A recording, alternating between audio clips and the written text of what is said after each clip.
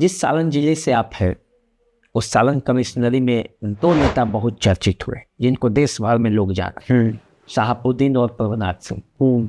आपके दौर के ही, आपके ज़माने में उनकी रही है, क्योंकि 95 में शहाबुद्दीन सांसद बने सिवान के, और प्रभुनाथ सिंह 98 में महाराजगंज से सांसद पहली बार बने। उसके पहले वो मसरक से विधायक थे। तो इन दोनों में से कौन, किसे आप मानते हैं कि दोनों का वर्चस्व की लड़ाई भी थी क्षेत्र में, तो आप इन दोनों में से किसको सबसे बेहतर नेता के तौर पर देखते हैं? और जब हम लोग होश संभाले ना, तब तक प्रभुनाथ सिंह ही सांसद थे मेरे यहाँ, और वो भी सांसद थे। तो बाहुबली का क्या था क्या नहीं था उस समय तो हम लोग बहुत बच्चे थे, क्या ही तो जानकारी होगी। लेकिन दोनों में एक खासियत मैं बताऊंगा कि दोनों वक्ता बहुत अच्छे थे। शहाबुद्दीन भी का जब बात करने का तरीका था बड़ा पढ़े लिखे टाइप साउंड करते थे, और प्रभुनाथ सिंह भी जब वही मैं पार्लियामेंट में ये सब मैं सुनता था तो बड़ा ठोस तरीका से अपना बात रखते थे। तो नेता की क्वालिटी थी, तभी तो लोगों ने संसद बनाया था। तो अच्छे नेता थे और काम भी करते थे। जैसे मैं तो प्रभुनाथ सिंह के क्षेत्र का हूँ, तो प्रभुनाथ सिंह के पास कभी भी कोई भी मदद के लिए गया है तो प्रभुनाथ सिंह ने मतलब हेल्प किया, ये मैंने सुना है अपने बड़ों से।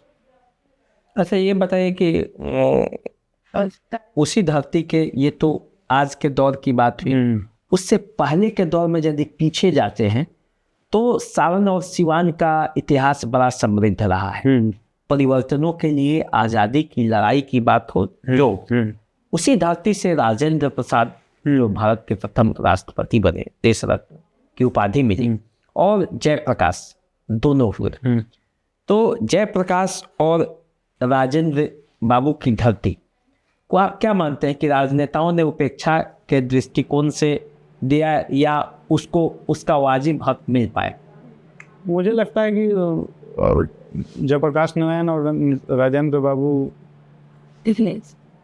जितना अचीव किए हुए थे उसके अकॉर्डिंग ना उनके बारे में चीज़ों को उस तरह से बनाया गया। जैसे छपरा में ही बहुत सारी चीज़ें ऐसी नहीं है कि छपरा में पुल तो है जेपी सेतु, लेकिन उनका म्यूजियम बनाना चाहिए था, बहुत सारी चीज़ें की जानी थी चाहिए थी जो एक पर्यटन स्थल के तौर पे भी रहता। तो क्षेत्र में मतलब जो भी पर्यटक बाहर से आते हैं वो जाके उनका काम और कार्य देख पाते हैं। तो ये सारी चीज़ों में मुझे लगता है कि कमियां हैं और इसको बेटर करने की ज़रूरत है। नटवर लाल को आप जानते हैं? बिल्कुल। उनका ओरिजिनल नाम भी जानते हैं कि नहीं जानते? और कोई श्रीवास्तव करके कुछ ऐसा। नरेश प्रसाद श्रीवास्तव। हाँ। तो क्या जानते हैं आप नटवर लाल के बारे में? वो लाल किला बेच दिए थे और 3-4 बार लाल किला बेचे थे, 2-3 बार ताजमहल बेच दिए थे बाहर के लोगों से, और वो उससे बड़ा ठग मतलब इंडियन हिस्ट्री में किसी को नहीं माना जाता है। एक चार्ल्स सोबराज था कोई, उसको और नटवर लाल को सबसे बड़ा ठग माना जाता है। तो कहानियाँ तो इंटरेस्टिंग है, सुनने में अच्छा लगता है, हंसी भी आता है। मेरा थॉट भी था कि कुछ उस टाइप का मैं बनाने की कोशिश करूंगा जो कहानियां हैं उन पे, मतलब इन टर्म्स ऑफ सिनेमा, और मौका मिलेगा तो मैं बनाना चाहूँगा।